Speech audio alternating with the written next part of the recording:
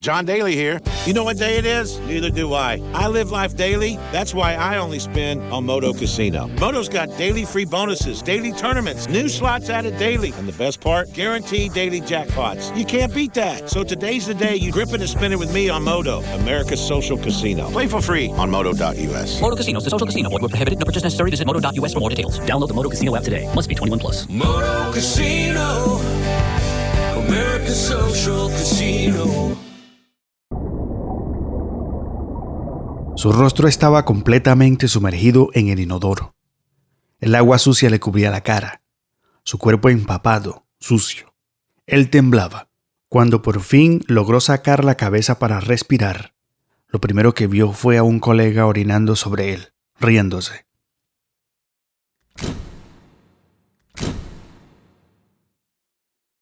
No era una broma aislada, era solo otro día más.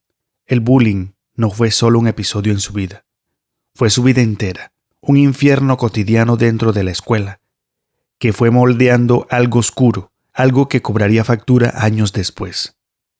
Porque este adolescente, humillado una y otra vez, terminaría convirtiéndose en uno de los asesinos en serie más sanguinarios de finales de los años 80 y comienzos de los 90. Mientras tanto, Nueva York sería el escenario de un horror casi invisible. Soy José Manuel Arrieta y aquí desenterramos los secretos de las mentes más retorcidas de la historia. Hoy hablaremos de Joel David Rifkin, el Destripador. Mujeres que desaparecían sin dejar rastro, cuerpos que nunca eran identificados. Crímenes que, en apariencia, no tenían conexión entre sí, pero detrás de todo había un solo hombre, uno que no buscaba fama, uno que no dejaba mensajes, él no quería ser recordado.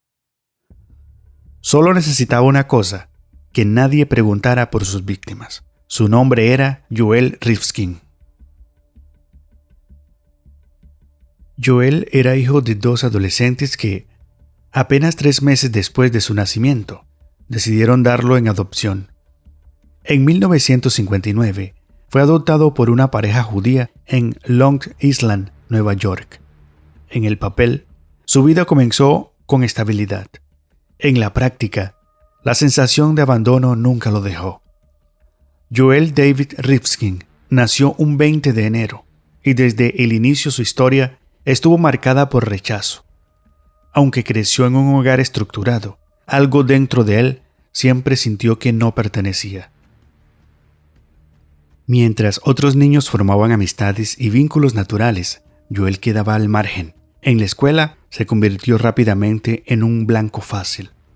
No socializaba, era torpe y muy retraído. Sus compañeros lo humillaban constantemente. Le bajaban los pantalones frente a todos. Lo empujaban, lo ridiculizaban. Lo apodaron la tortuga, burlándose de su postura encorvada, de su forma de caminar, de su manera de existir. Entonces, mientras más lo señalaban, más se cerraba. Mientras más se cerraba, más lo atacaban. Cada día reforzaba la misma idea, no encajaba. Y no importaba cuánto lo intentara, el aislamiento siempre era más fuerte. Con el paso de los años, ese rechazo dejó de ser solo dolor y empezó a transformarse en resentimiento. En la adolescencia, Joel no sabía cómo relacionarse con las mujeres, pero tampoco sabía cómo procesar la frustración, la vergüenza y la rabia que eso le provocaba. Así que, mientras por fuera parecía un joven inofensivo, callado y casi invisible, por dentro comenzaba a construirse una narrativa peligrosa. Una idea que crecería en silencio, alimentada por años de humillación. El mundo le debía algo, y tarde o temprano, alguien iba a pagar esa deuda. Desde la psicología criminal, este es un punto clave. Aquí todavía no hablamos de violencia explícita, sino de algo más profundo y silencioso. una identidad que comienza a formarse desde la humillación constante y la carencia emocional. Cuando una persona no logra formar vínculos reales, cuando no desarrolla empatía ni herramientas para relacionarse, la soledad deja de ser un estado pasajero y se convierte en una herida permanente. Y esa herida, con el tiempo, puede transformarse en resentimiento. A finales de los años 80, Joel Rifkin llevaba una vida que, en apariencia, no levantaba sospechas. Vivía con su madre adoptiva después de su padre haber muerto en 1987.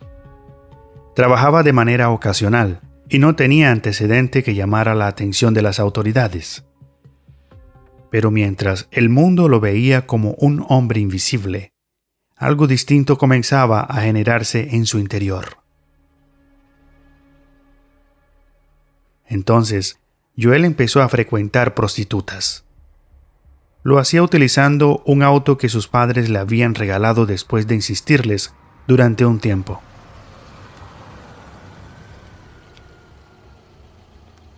Pero no se trataba solo de sexo. Nunca lo fue. Joel no buscaba placer. Buscaba una relación donde no pudiera ser rechazado. Un vínculo donde la otra persona estuviera, por definición, en una posición de inferioridad. Y es en ese contexto donde ocurre el primer quiebre definitivo.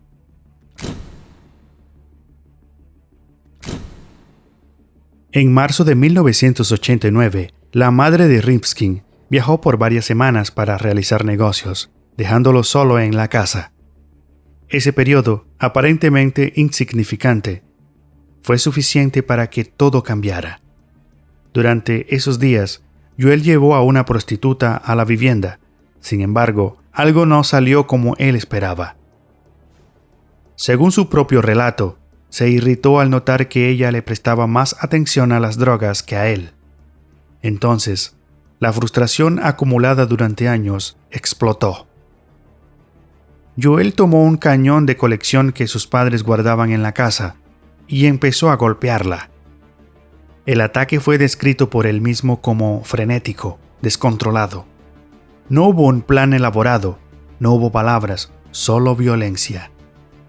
Siguió golpeándola hasta que se cansó, y cuando se detuvo, ya no había vuelta atrás.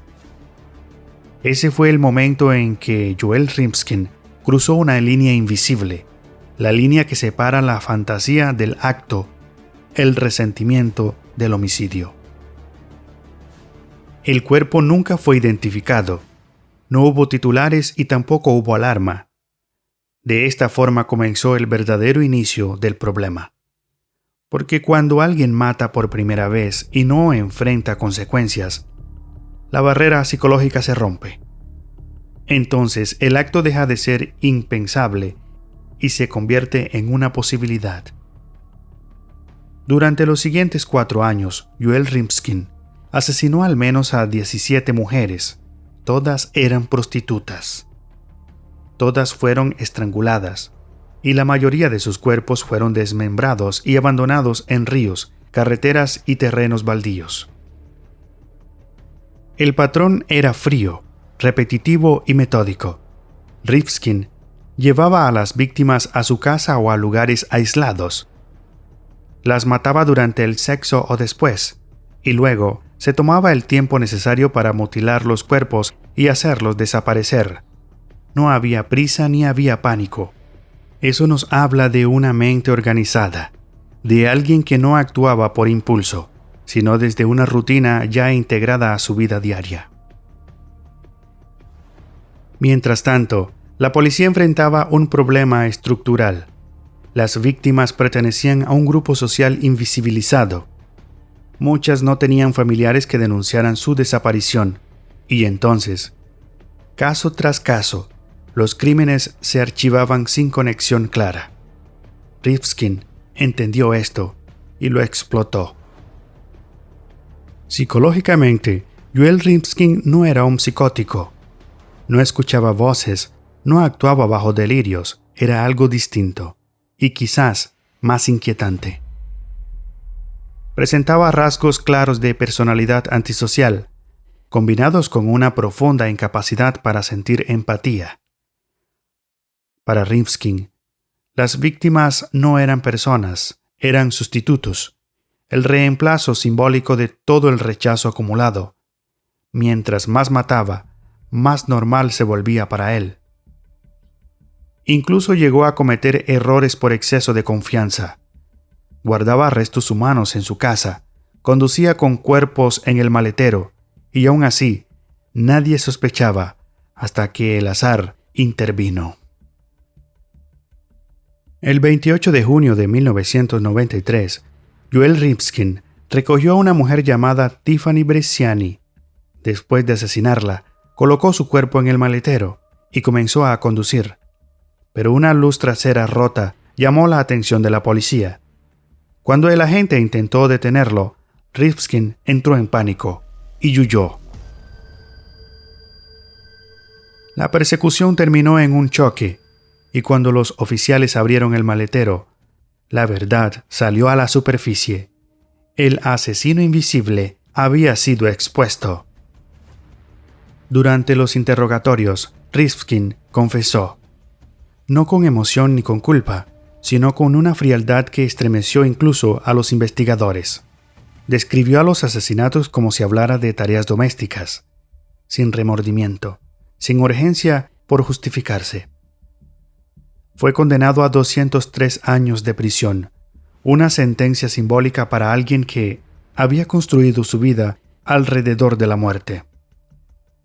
Hoy Joel Rifkin sigue encarcelado, vivo, respirando y siendo estudiado por grandes instituciones de psicología criminal para entender la mente de los asesinos, mientras 17 mujeres quedaron reducidas a estadísticas. Este caso no habla solo de asesino, habla de una sociedad que decide a quién mirar y a quién ignorar. Habla de cómo el silencio puede ser el mejor aliado del mal, y de cómo la violencia, cuando no encuentra resistencia, aprende a convivir con nosotros, porque el peligro no siempre corre, no siempre grita y no siempre se esconde.